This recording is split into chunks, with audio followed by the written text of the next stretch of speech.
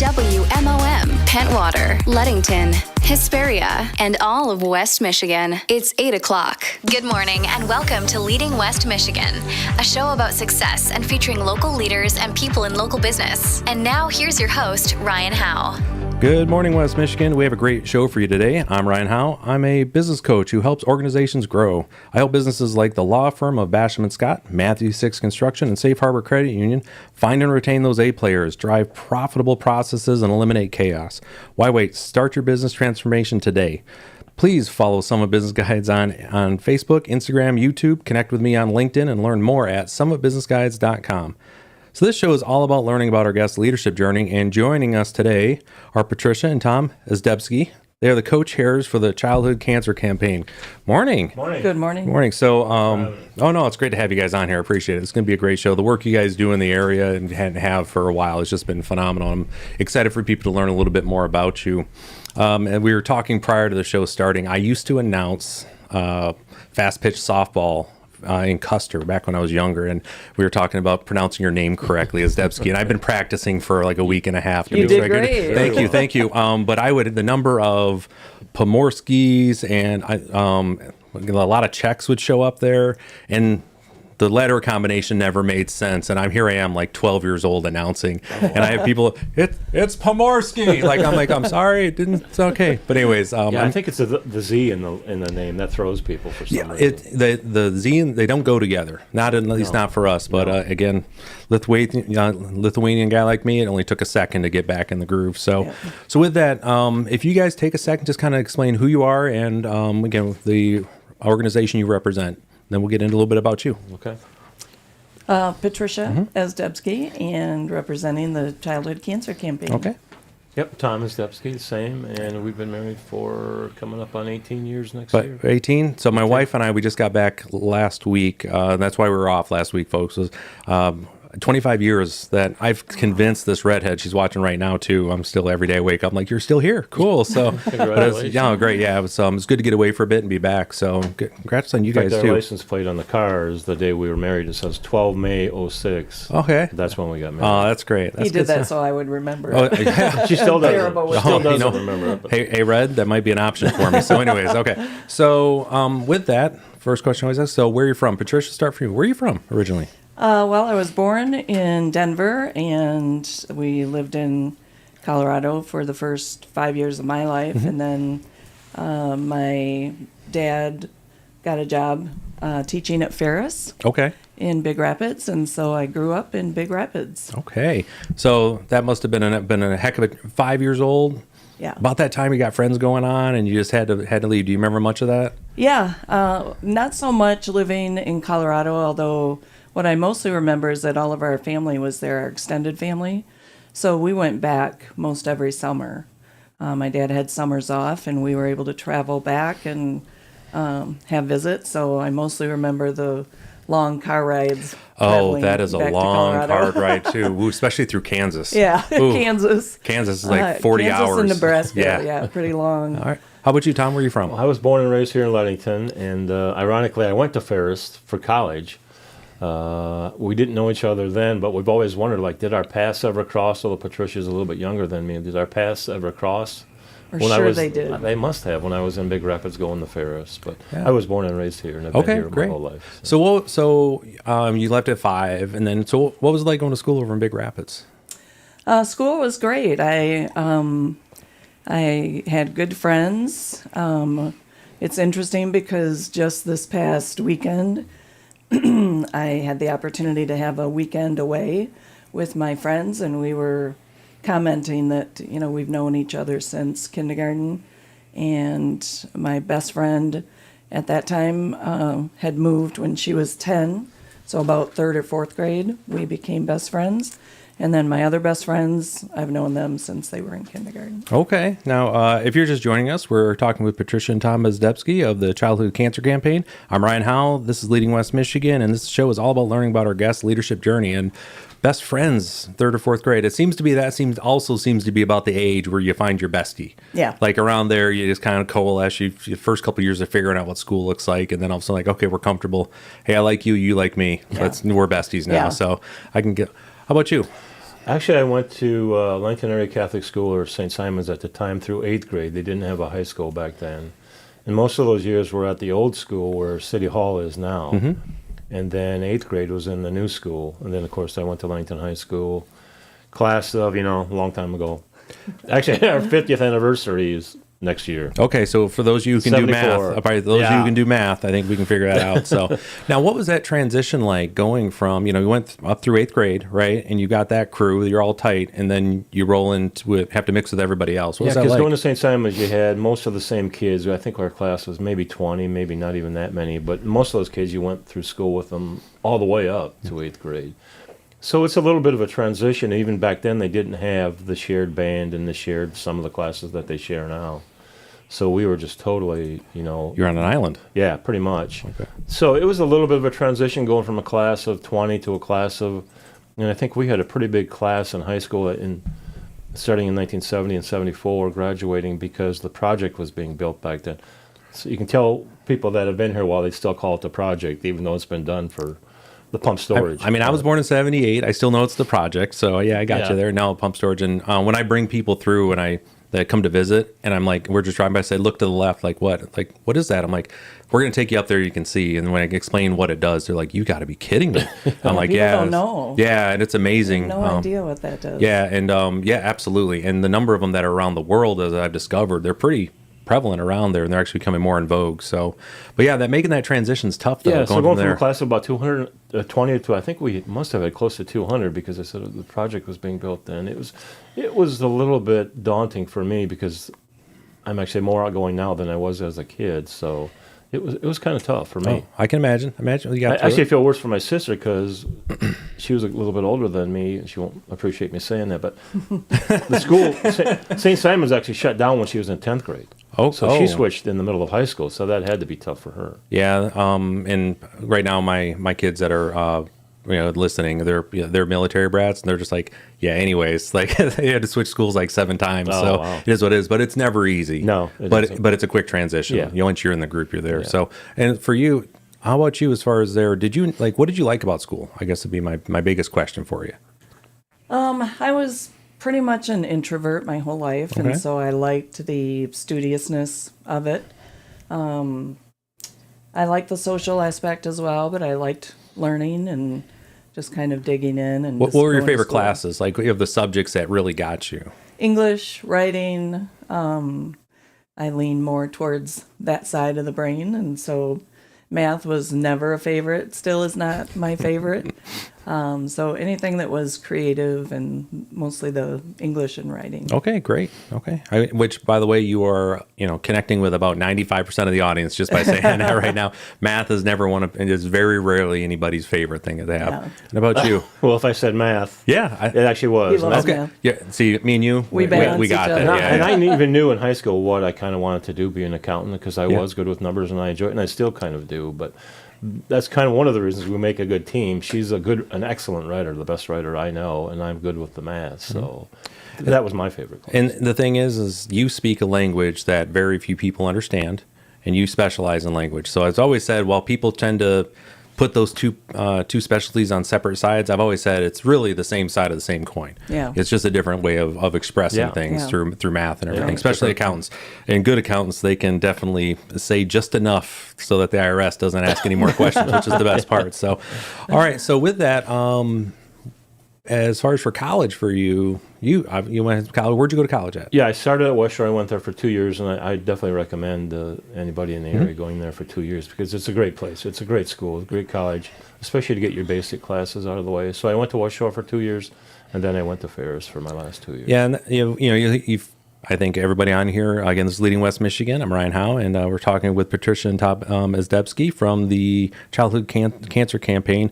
And those who have been listening for a while know that I cannot overstate just how lucky we are to have West Shore Community College here. Community colleges are that hidden hack for college.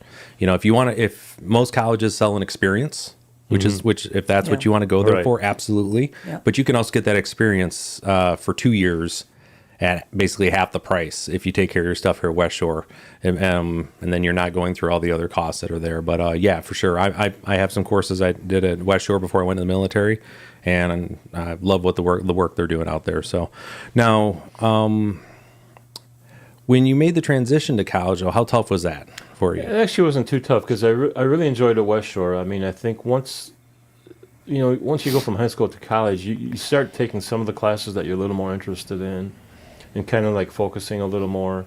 So I did a little bit of that at West Shore, and I actually liked the college, where the responsibility is on you for what you do or don't do. There's nobody holding your hand, nobody telling you, you need to do this. I'll tell you once, and then it's up to you to do it.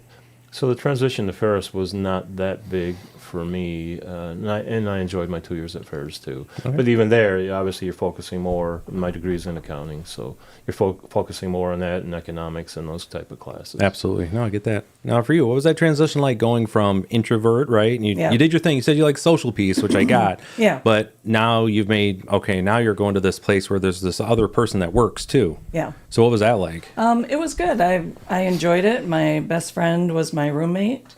And so we went kind of together, and I had other friends who were at State. Michigan State is where I went to school. Mm-hmm. And yeah, it was, I loved Michigan State. I loved being there and really diving in. That's where I really began to kind of specialize in English and language and writing, and was able to really hone my skills. And yeah, I loved all of it. And so with that, the challenge. Now, what was the challenge like for you though when you got into those larger classes though? Like that, and that's one of the ones like Michigan State is very well known for having ginormous classes, big auditoriums, and you're one of hundreds of students. Because of my major, I didn't have a lot of those. Those were more freshman and sophomore years, and frankly, I think they do those classes to two reasons. One, to just, kind of like mass education, get it done. Everybody has to learn this, so we're going to do it en masse. But also a little bit to weed people out, because it's challenging. You don't have that one-on-one time with your professor as much. A lot of TAs are teaching those. And I was fortunate. I didn't have a lot of those classes. I did have some. That's not really where I thrive. I really liked the smaller classes, and in my major, I was able to have that. So of your major, of your smaller classes, what was your favorite one? Favorite one was actually screenwriting. Okay. I had a professor that was amazing. His name was Jim Cash, and he wrote the screenplay for Top Gun, and that was coming out as a movie right when I had him. So we had the opportunity to just have a lot of discussions about the process of writing, and he shared a lot with me about his process writing that screenplay for the movie, and I was writing my big story, what I thought was my big story at the time, and so he just was a good sounding board for that. Gave me a lot of good tips. Well, that must have been absolutely fascinating, because I'm imagining there was not just the process, be able to have real life examples like, hey, here's what the back and forth looks like going through a screenwriting process as well, and have and were you able to identify spots particularly in the film that you knew like, hey, this was a challenging point to get through that he was able to say? Yeah, I mean, he was interesting. Just the screenwriting is, it's different. It's very different type of writing, obviously very specialized. And, that I was taking a lot of television and radio production classes, thinking that I wanted to go in that direction. Because when you're an English major, the first question everybody asks you is, are you going to teach? And I knew I didn't want to teach. My dad was a professor, and that was not something that I was interested in. So then the next question, when people find out you're not going to teach, is, what are you going to do with this? And that's where I always went, I don't know. I just know I want to write. Yeah. That's one of the things where, again, actually, these two degrees are really interesting because of how many uses they actually have. Yeah. Like, and the demand is a need, and you're able to find niches that you want to particularly have. What level, again, in accounting, you could specialize. Very, very niche that was in high demand, or you can be a generalist, right? Same thing here. Everybody needs your skill set. It's just figuring out what you wanted to hone in on. So, which goes back to when I talk about college. As a lot of businesses, the reason that business owners and companies look for people with college degrees aren't necessarily for the skills that you that you actually got in your degree. Yeah. They want to know that you can basically finish something that you start. Yeah. And it's a challenging piece like that. Yeah. And for it was a great point you had there earlier about when people come into Michigan State, those larger colleges, whatever, they just want to see if you can get through the grind, because I think they'd rather you figure out sooner rather than later and move on. Because the graduation rates still aren't that high for folks that start college. A lot of folks never finish. Right. And I know I've talked to many people who say they regret not finishing college. If you're out there, you can always go back. Yeah. I didn't get my master's, finish my master's until I was 35. Because I was in the military traveling around, but I took night classes for 14 years. Wow. That's what I had. That's what I had to do. Yeah. Right. You were determined. Well, Thank you for your service, Oh, thank too. you for the tax dollars, and all of you out there listening too. We appreciate it. So, but no, and that's what it takes. So, and again, you two are a credit to that. Though, it's like, hey, we want to get something done. You focus what you wanted to get finished, and you both had an idea what you wanted, which is great. We got about 3.5 minutes till we get to our first break here. So, let's talk about life after college for a little bit. So what did that look like for you, Tom? Okay, yeah. When I came back from college, my first job, which was I had it for 38 years, I started working at the hospital in the accounting department. And what we did there is, I always say... Was that Ludington Memorial at the time? Which one was it? Yeah, Memorial Hospital, Mason County. Memorial. Yeah, Mason that's what County. it was called at the time, I believe. Went through a couple name changes. Went through quite a few name changes. So yeah, that's where I started, and I was there for 38 years, and that's actually where we met. And I would always tell people, because we do everything but the patient bills, because people, when I would say, I work at the hospital, you could see in their mind they're going to like question me about their bill. But I would always add before they could say anything, but we don't do anything with the patient bills. We do all the other number work. Like we got people for that. Yeah. That's you're on the other side of that. So that's what I did. Okay. All right. And how about you, Patricia? What did that look like for you right out? Right out of college, I was obviously living in East Lansing for college, and then my first job was in Lansing, and I worked at an ad agency. And the main client that we had was GM, and so I was working on a lot of automotive type of material. Now, so was that print? Was it? It was largely print. That agency actually owned its own print shop, Eaton Litho. And so it was a couple of doors down from where the ad agency was. And so, yeah, over the years that I was there, I worked in a lot of different areas within that agency, kind of filling in for other people. But initially I started off in the copy department and the editing, and then moved up to be a writer, and then overseeing the writing department. Now that, again, as we're inching towards our first break here, that for me is just fascinating, even just here, because the impact that good copy has to be able to hit people right in the feels.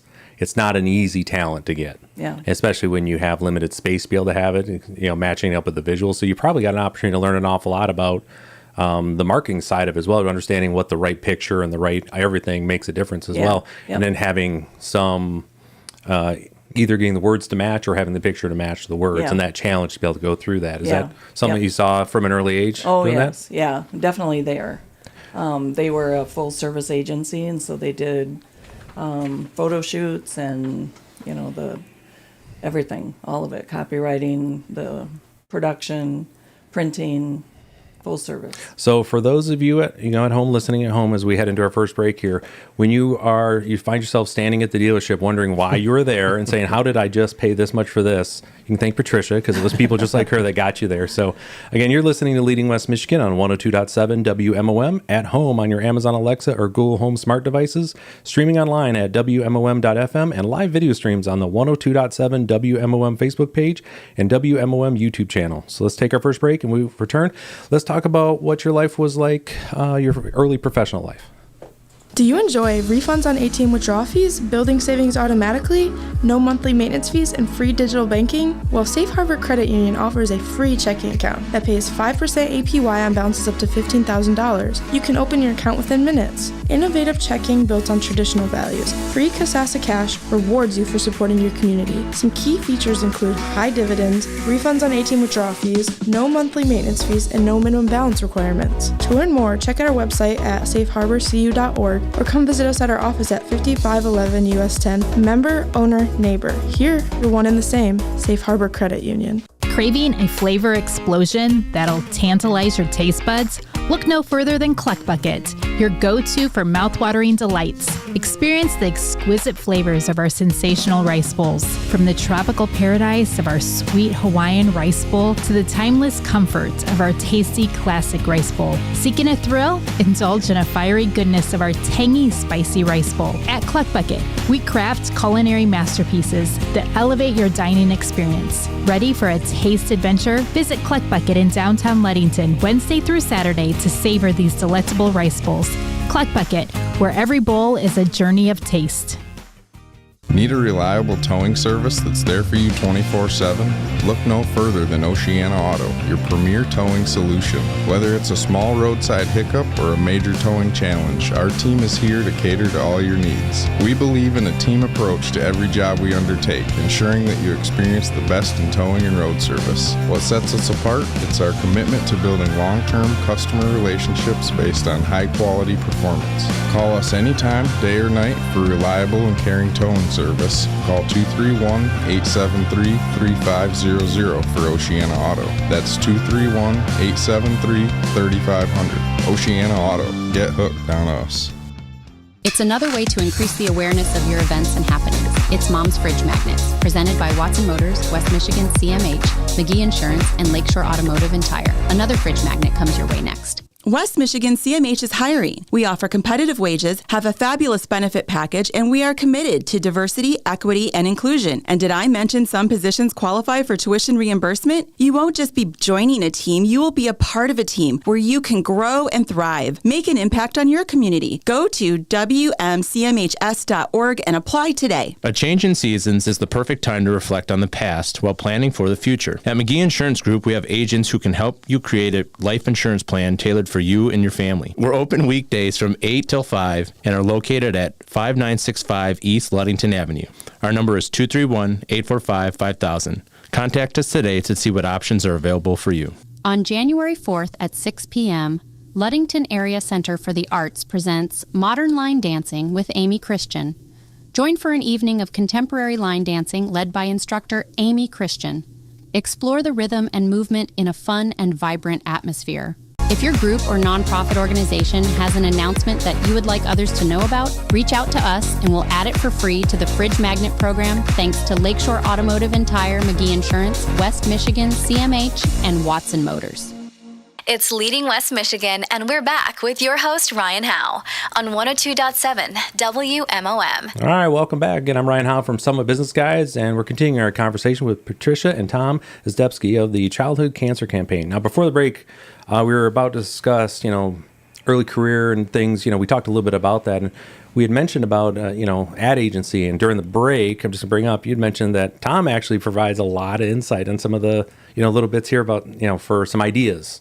And he does. Yeah. He's like a closet marketer. Yeah, I'm a frustrated marketer. Wait, what did you call it? You said frustrated? Frustrated. Yeah, so where that creativity piece, like I was saying, we were talking for just a little bit, is that it's always found within reasons, and I got corrected very quickly by Tom, is that, your best accountants are creative. Not in a bad way. He's very creative. But you want to, that's, yeah. He comes up with so many great ideas. And he'll throw them out there, and it's like, oh, that's a really great idea. Yeah, and it's so one of the things that I talk about consistently with all of my clients is surround yourself with people who do not do the same work as you. Yeah. Those are the advice. people that are going to they're gonna offer you a piece of advice about a problem you're having or a situation from a completely different angle that you just don't have the perspective to see. Yeah. Close to it. Absolutely. So that's great that I can see where that dynamic between the two has worked well that way. Yeah. So it's good. That's good. Nothing but goodness there. So, so how'd you end up here from East Lansing? Well, from here, we wanted to be closer to water, get out of the city, be in a more kind of natural environment. And so came up here, and then I floated around a little bit, looking, wondering what am I going to do for work. And then I wrote for the paper for a while. I had a column for the paper. And then I hired in at West Michigan Community Mental Health. And so I worked as their marketing person, their public relations director. What was your column about in the paper? It was called Vocal Point, and it was just about life around in these areas. Oh, that must have been a fascinating read. That's pretty cool. Well, That's awesome. It was fun. If I'm sure they probably have copies of it over in the Historical Society. Yeah. I'm guessing folks want to go back and look. Yeah, So it's called Vocal Point, and we were renting a house. We kind of split our time. We rented Sally and Don Barbeau's cottage on Crystal Lake in Scottville, which was great. So we were there in the winter, which gave us the opportunity for lots of ice fishing. Oh, yeah. And then in the summer, I lived on an asparagus farm. And so all the asparagus we could go pick. Yeah, but you say that way. That's some of that work is no joke. I've had to help people out with that before. Being out there for the full day picking, that's no joke. But I also having access to fresh asparagus, though, isn't the worst thing in the world either. Not the One of the worst joys thing. of being in the county around here too. So okay, you said so after your column, where did you end up again? Where did you say was the next West one? Michigan Community Mental Health. And you help with the marketing there. Yeah, I was the marketing person there, and they had a foundation, and so I kind of helped run the mental health foundation for the area. As far as on the Ask campaign for people to be able to, for the donors and everything? Yeah, to get donors. We had a big fundraiser every year on an auction. And, now these types of events are happening almost every weekend. Sure. At the time, this was like a big community event. And then we also did another fundraising event that we did was called the Community Cup. And so that was a sporting event, but with a lot of humor. Okay. So there was like a CEO tricycle race involved, you can imagine, and lots of other events. Chris, so if you're people listening, signed up. I've got something we can probably do with Macker. Just saying. No, okay, that's again, that's awesome though. Those are great things as far as getting the community together and be able to have those spots. So especially now that I'm just going to add, knowing the little bit that I know of you now, it's probably a lot more fulfilling doing marketing for this type of organization than GM. What would you say? I liked it both. The mental health is really where I found a purpose in serving people. GM, you're serving mostly, a corporation, and it very much felt like that. Not that that's a bad thing. No. People need their cars, and we worked with the dealer networks and all of that. It allowed me to learn a lot about business and get that, base foundation understanding, and then to be able to come up here and really connect with people and people who needed services. That's really where my passion is. That's great though, and it's good to hear. So, Tom, about you. Now, you eventually ended up, you said you worked here quite a bit for the first job, and it's a lot of decades under there, a lot of name changes, a lot of work there. Yep. You eventually ended up, as we're moving towards the childhood cancer campaign, we ended up with Optimist. Yep. What initially drew you to the Optimist? Well, obviously, what drew me to the Optimist Club was Patricia. She was a member of the Optimist Club, and I do want to say, the last 2.5 years of my career, I was. I know you had Mitch on here a couple of weeks ago, Mitch Foster. I was the city treasurer. You were the city treasurer. Okay, yeah. I didn't have that on the note there. That's okay.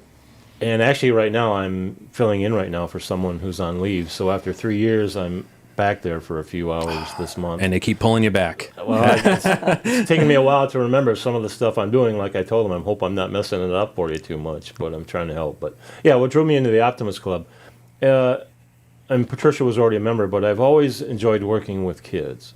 I've been a coach for recreation sports since 1989.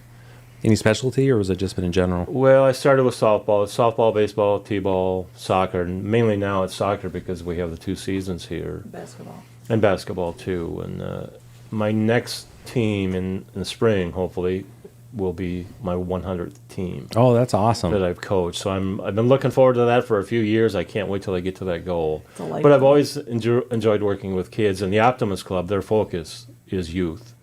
So it was a natural fit for me. So you said though, but you went to go see them there, but you said the hook was Patricia. How did that happen? Like, what was that like?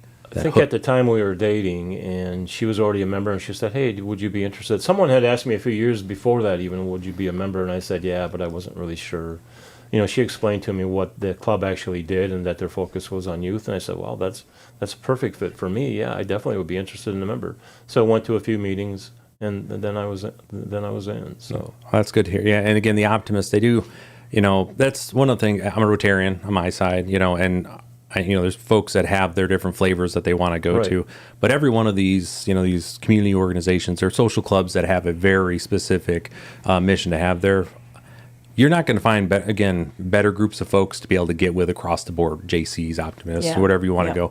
Obviously Rotarian, you know, Homer for that one, but.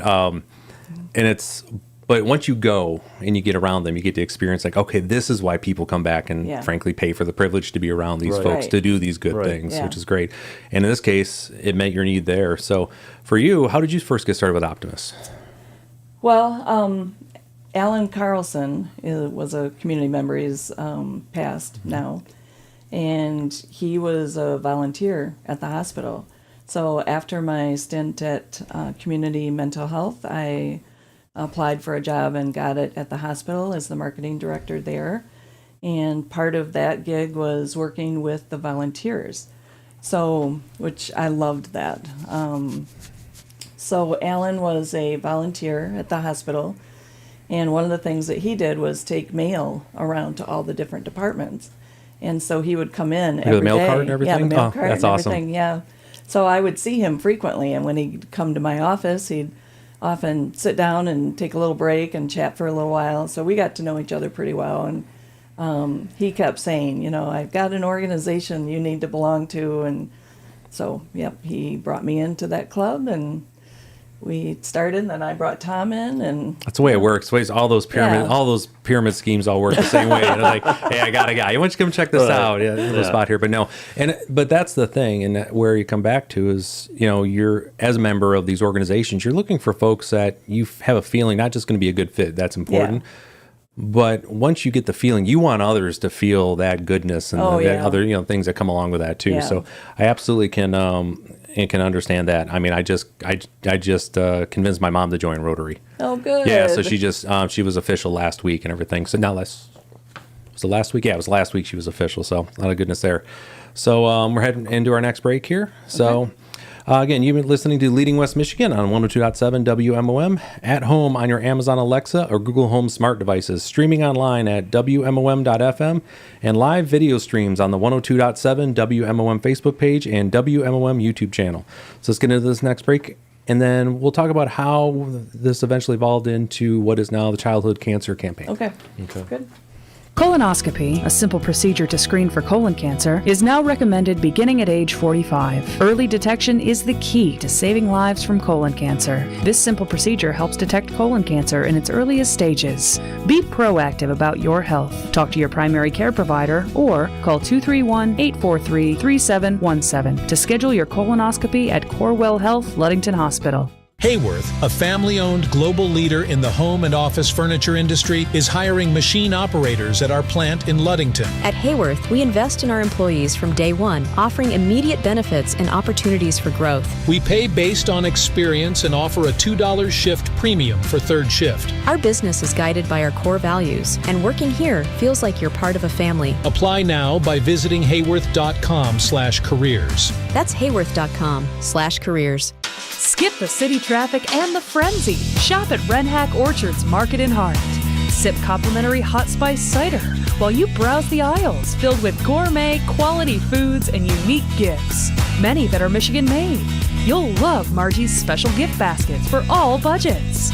They're filled with tasty treats and are great for teachers, brothers, and grandparents. If you enjoy amazing apples, check out Dave's Apple Sale with so many of his farm-grown apples, including Honeycrisp, Sweet Tango, and Evercrisp.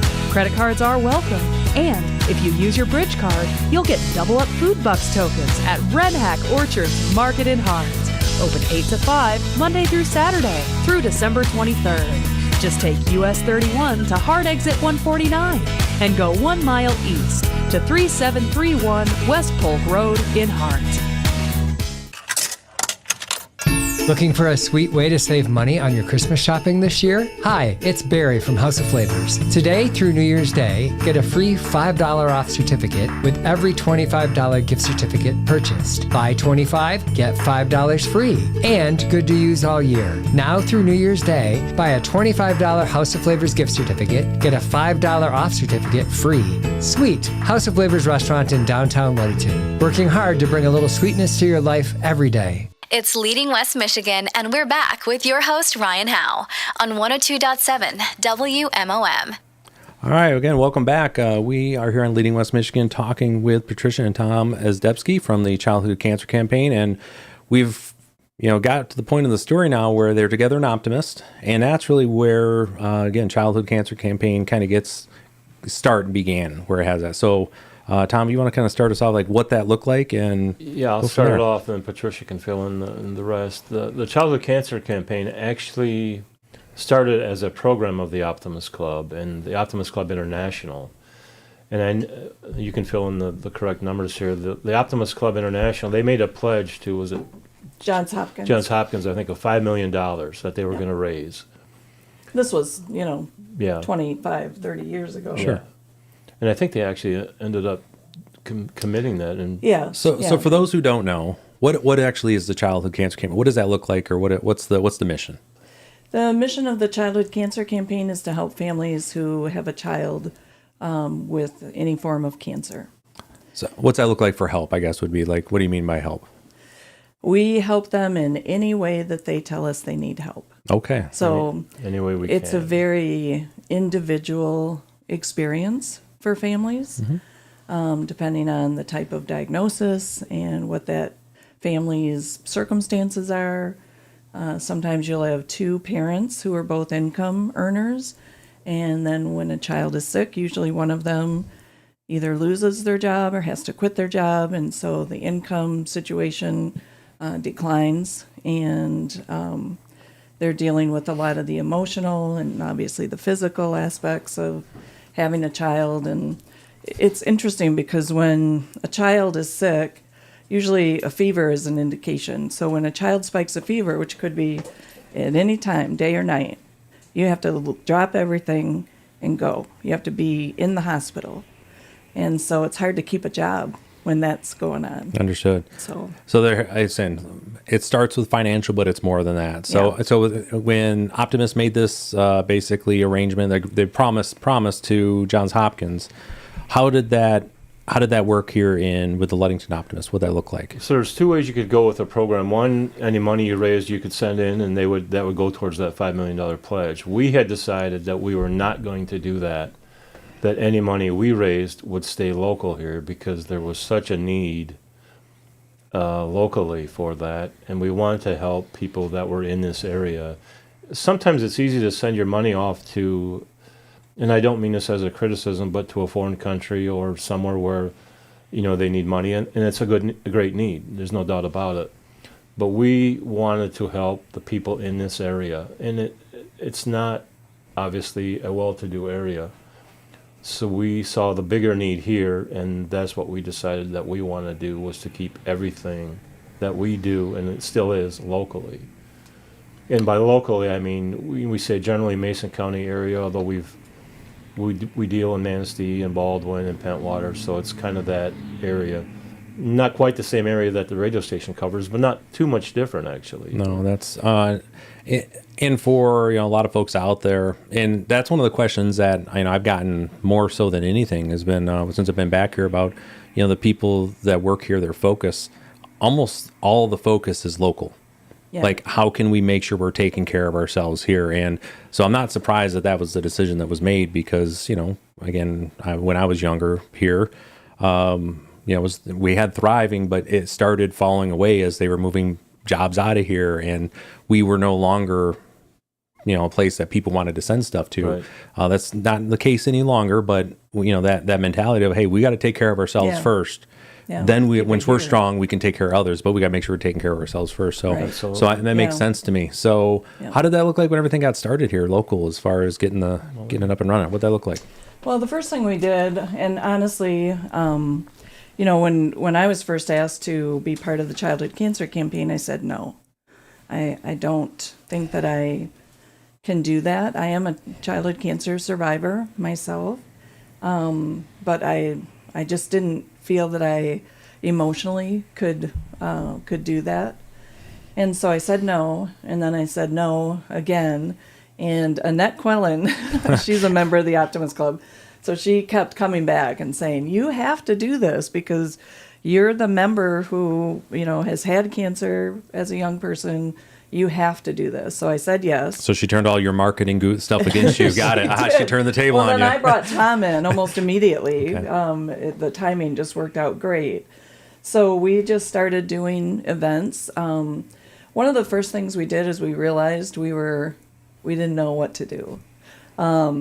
So we called a meeting with people who had a child with cancer or currently did. And this was, again, 25 years ago. So we met with these mostly moms and dads too, and asked them, what is this experience like for you? What do you need? What would you want if there was a local organization to help? And boy, they told us. Yeah, I can remember going into that meeting very anxious and very nervous because we were going to be talking to family members who had a child with cancer. Oh, are we going to know what to say? Are we going to offend them? Are we going to be able to help? And I can remember coming out of that meeting going, and wow. they didn't know us. But yeah, so strangers it's like saying to someone, yeah, trust us. Yeah, we're going to help you. We're here to help.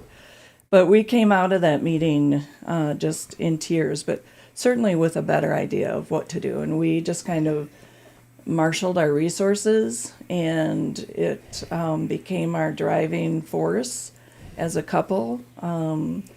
Certainly as our family, in our family, our kids knew this was what our family was going to be doing and spending a lot of time on, and they helped us with that.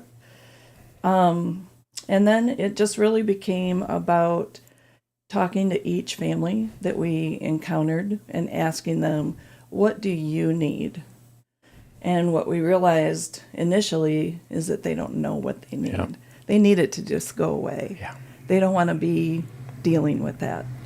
So then we changed our question to, what do you need today? What do you need right now? And then they could start saying, well, I don't have any food in the house. I could use some groceries. My utility bill is late. Mortgage payment is coming up. And so we try to take those types of worries away and off their plate so they can focus on their child and what they need to do for treatment. No, that's there's a lot to unpack there, and and for those of you in any organization that I'm going to probably record this. This is going to be going out on social. Just that little line you just had there, by the way, because it's really important what you had talked about there. For any organization looking at how to impact their basically their clients, the folks that they want for their frankly anybody, but let's say your clients in this case, you did a needs assessment. Yeah. What do they want? Right. So you got a general idea of where to go, and then you asked something that was very specific. What can we do for you right now? Yeah. Because we as a species, we don't really look too far down the line. Like we're not, we are planners at some, but for the vast majority, we're just worried about food, water, clothing, shelter. Yeah. What can we do right now? The basics. And if those aren't there, you're going to hear about them quickly. Mm-hmm. And that is such a great way to go about that. Nice long strategic look, and then within that box, be able to ask those questions within here. What can we take for you right here? Yeah, because we found that in these cases, not just kids dealing with cancer, but anybody for that matter, the big picture is too daunting. It's overwhelming, and when we tell the families, and the I don't want to say the good thing is, but having Patricia gone through cancer when she herself. When she talks to these families and these kids and says, I know how you feel, you're going to get through it. If I were to say that, it doesn't mean anything. But when she says it, it means something because she's been there and she's come out. So when we tell the families, and it sounds cliche, but just, okay, one day at a time. Get through today, worry about tomorrow when you get there. That's really, truly the only way to do it. Yes, and as so many times I've in the military, Air Force, had a lot of different ways. I've dealt with a lot of trauma with families across the board, and that truly is the best advice that you can give folks wherever you're at. Because, and again, you say that as far as you not having the experience, but there's other things you've gone through that you can speak to at least how it felt you, and it's the same for almost everybody. Let's worry about this next minute. Right. Yeah. Let's get this next hour out of the way. Right. Yeah. Exactly. Then we can worry about, let's get through the morning. Right. Do those little Take it steps. one step at a exactly. time. And for so many individuals, it's just having the reassurance between the two of you and knowing that there's a campaign and a group of people there to help is so very important. So, and a group of people. That's the important thing. Absolutely. Too, and we're going to talk about that organization into our last block here, because we're getting ready to head in. Our board we're trust me. It's not just us. We want to definitely talk about the group that's there to help. As the transition has been, has happened, where you guys are your own independent, basically organization now. So as we head into our next break, again, you're listening to Leading West Michigan on 102.7 WMOM, at home on your Amazon Alexa or Google Home smart devices, streaming online at WMOM.FM, and live video streams on the 102.7 WMOM Facebook page and WMOM YouTube channel. So let's go into the next breaks, and then we get to hear about the great group that's here supporting all of us here in West Michigan. Okay.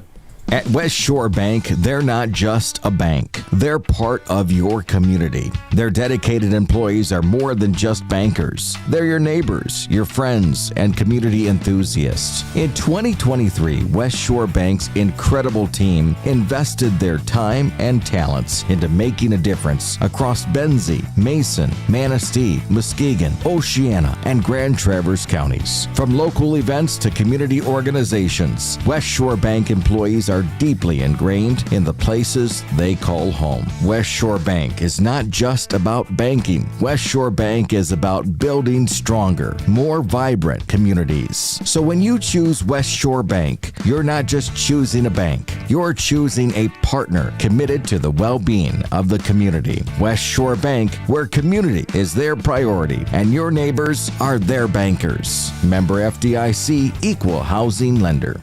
Discover the ultimate in home installation services with Superior Exteriors, Michigan's #1 choice for quality and reliability. Our expert team specializes in gutter installation, repair, and cleaning, handling tens of thousands of feet of gutter each year, making us the top choice in Western and Northern Michigan. When your roof needs attention, we're here to assist with repair and installation, ensuring your home not only remains secure, but looks its best. Say goodbye to cracked shingles and hello to a stunning new roof. Schedule your estimate today by calling 231-907-2882. That's 231-907-2882. Experience the excellence that sets Superior Exteriors apart, where your home's beauty and protection comes first.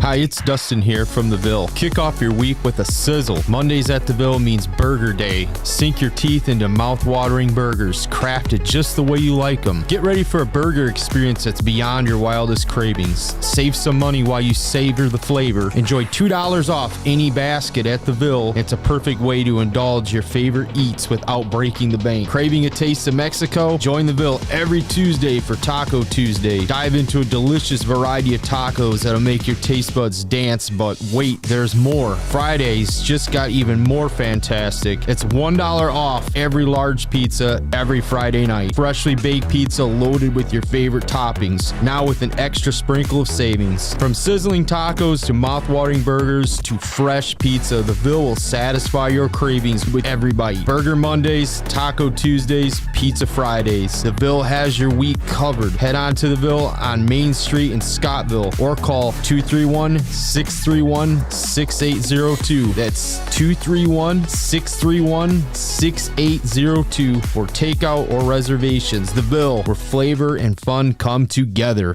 Looking for events and happenings in the area? Look no further than Mom's Fridge Magnets. Presented by Watson Motors, West Michigan CMH, McGee Insurance, and Lakeshore Automotive and Tire. Another fridge magnet comes your way next. Lakeshore Automotive and Tire, your brake system experts in Ludington. Your safety is our priority, and our expert mechanics will ensure your brakes are in top shape, from brake pads to rotors and shoes. We've got you covered. Don't wait. Schedule your brake inspection now and drive with confidence. Hi, this is Lori. West Michigan CMH offers substance use groups in Lake, Mason, and Oceana counties. We provide education, tools, and support to assist in long-term recovery. Build a sober, supportive network and help individuals recognize that recovery is fun. Call us today at 1-800-992-2061. That's 1-800-992-2061. On January 6th at 11 a.m., Ludington Area Center for the Arts presents Youth Sewing with Deb Barima. The event offers 2 sessions, one at 11 a.m. and another at 12:30 p.m., providing an opportunity for youth to explore the art of sewing under the guidance of instructor Deb Barima at the Ludington Center for the Arts. If your group or nonprofit organization has an announcement that you would like others to know about, reach out to us and we'll add it for free to the Fridge Magnet program thanks to Lakeshore Automotive and Tire, McGee Insurance, West Michigan, CMH, and Watson Motors. It's Leading West Michigan, and we're back with your host, Ryan Howe, on 102.7 WMOM. All right, so welcome back, and we're on to the final segment here on Leading West Michigan with Patricia and Tom Ezdebski of the Childhood Cancer Campaign.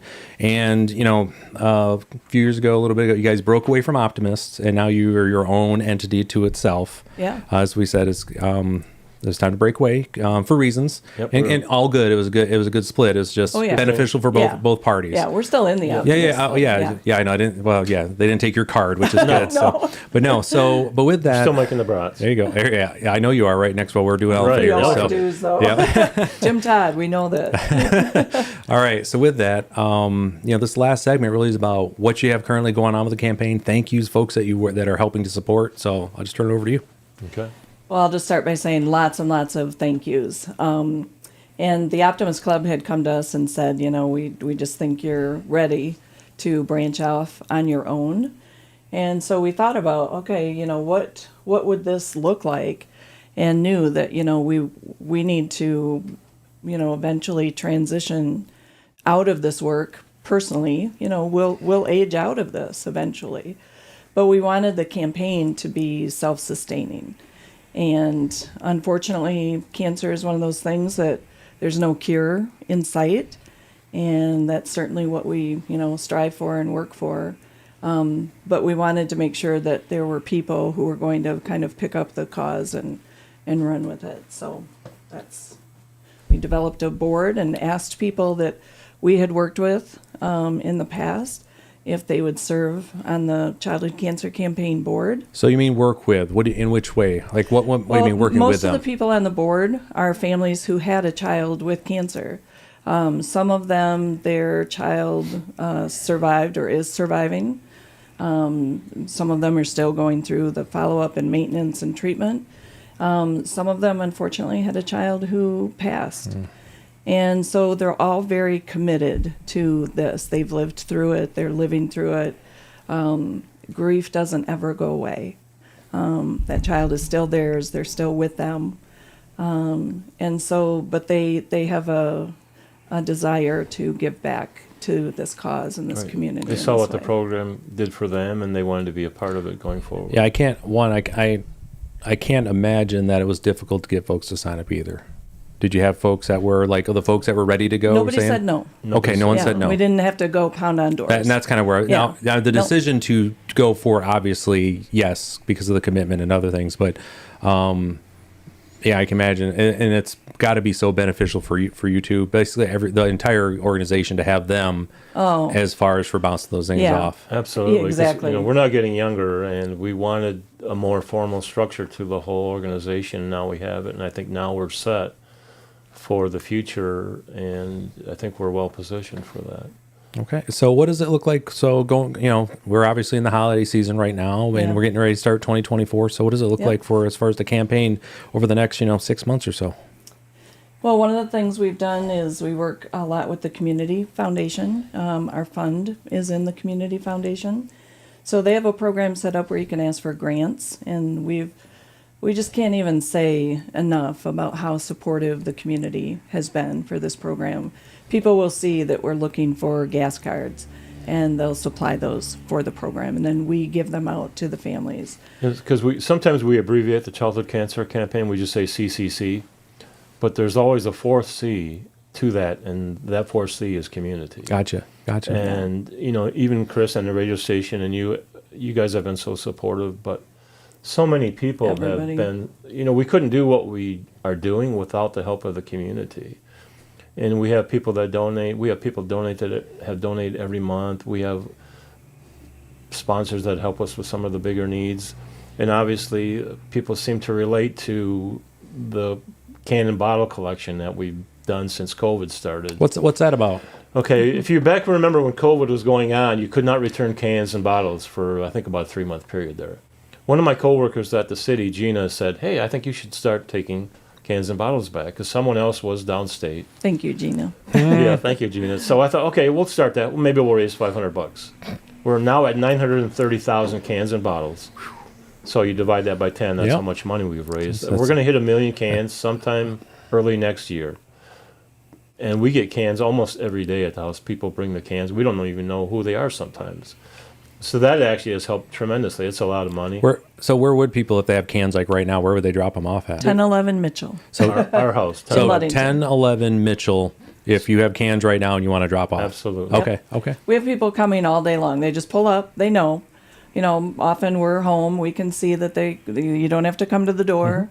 Just pull up, put them, there's a little section to the west or east of the driveway. You just set them there, and we take them, and he goes every single day. Almost. I couldn't this morning because we were here, but I usually go every single day. He's Thanks at for Meyer. fitting us in. We appreciate that. Yeah, putting the cans back, one at a time. It's not just individuals, too. I mean, we also get the cans from, like, the car fair. We've gotten from Baldwin Canoe Rentals. Several businesses collect their cans and give them to us.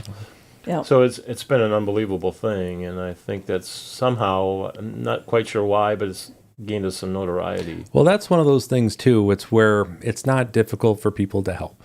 It's where you can remove friction from, someone who wants your services or wants to help. Yeah. Any way you can do that is, it just makes it easier to do that. That is so, very true. So I've had people say, well, I haven't returned a can myself in 3 years because I give them all to you. But we also have other people like Amy Jo and Joe Voorhees. They're on our board, and they live east side of town. And so they collect all of the east part of the county cans, and they go and take them back. They have a truck. They just load up their truck every so often and take a bunch back. Tim and Ann Murphy help with cans. Charlie Wood goes to our church, and he takes a bunch back. He's a Boy Scout leader. We just have so many people who help with this work. So, it's definitely not us. And I think that's one of the biggest messages that we want to give is that we recognize, this truly is the community's childhood cancer campaign. I work with a lot of business owners, obviously, like that. Yeah. And during the fourth quarter no is one of the most difficult things to say. Yeah. Because you can only give so much, right? But we are very aware that we try to be very selective when we ask businesses for donations. Of course. So we try not to overwhelm. And of course, and like I saying, everyone has their things that they want to focus on. But in this case, what you found and what I love about this basically ad hoc, the way to raise funds, this doesn't require necessarily fourth quarter giving. This is anytime. Right. Anytime. If if there's an organization and you're having a company picnic, collect the cans and drop them off at 1011 Mitchell on your way back to the thing, right? Yeah. Absolutely. This could be at any point where, they can do these things. Yeah. Companies, organizations could do that. So And we still have great. several piggy banks out for a couple different kids, that Hungry Howie's, Safe Harbor, Preferred Credit Union. What are these what do you mean by piggy banks? Well, we have piggy banks. When we do collecting money for certain kids, so some of the businesses have let us put like piggy banks on the counter. Okay. You've seen different collection boxes on these businesses. So, and even at AJ's Party Port downtown here, we have piggy banks and a collection. So all the money raised there will go to that specific family. And then one other thing we have at the B2 store, we are the Mission of the Month at B2 in January. And then one other fundraiser I want to say is our major fundraiser, maybe not money-wise, but is the annual Lemonade Stand Day, and that is always the first Saturday of June. First Saturday of June for This lemonade. year it is June 1st. So. Okay. Now, and as we're heading to the close here, where can people, if they want to learn more about, like on the website, what do you guys have? You have Facebook? What's it look like? Facebook page, yep. Okay. We always have information about the families, who's being helped right now, what they're going through, information about our events and what we have going on. So That's great. So and I want to just quickly say happy we're working on a website. Yeah, Ray Anderson, who will be turning 5 on December 29th. Happy birthday, all right. Ray. Yep. Happy birthday, to Ray. That's awesome. Well, happy birthday from everybody out here, Ray. Appreciate you. So, thank you so much for coming out here again. So again, that's all the time we really have for Thank today. you. Thank you. Again, I want Quick hour. What's that? Quick hour. Yeah, I told you it just blazed through here. So again, I want to thank Patricia and Tom just for coming on the program and joining us, share your journey.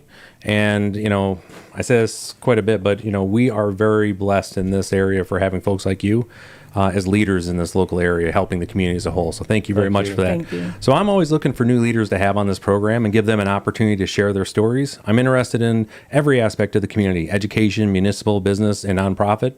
So if you know a leader making an impact, go to summitbusinessguides.com/leadingwestmichigan and submit their name for consideration. Now, I post daily insights on all of my social media where I discuss leadership, management, business operations, as well as the search for fulfillment in our lives. For those of you who aren't following Summit Business Guides on Facebook, Instagram, and YouTube, you're missing out on a lot of the information I share with my clients every day. I'm easy to find. Just search for Summit Business Guides and click that follow button. Seriously, it's like that easy, folks. Also, be sure to connect with me personally on LinkedIn for similar content. And if you'd like to connect for a deeper conversation about how I might be able to help, send me a note at ryan@summitbusinessguides.com. Thanks for joining us today. We're off next weekend and return on January 6th with Grace Richardson of the Coalition Coordinator for the Leeward Initiative. From all of us here at Leading West Michigan, we hope you all have an amazing holiday season and a prosperous new year.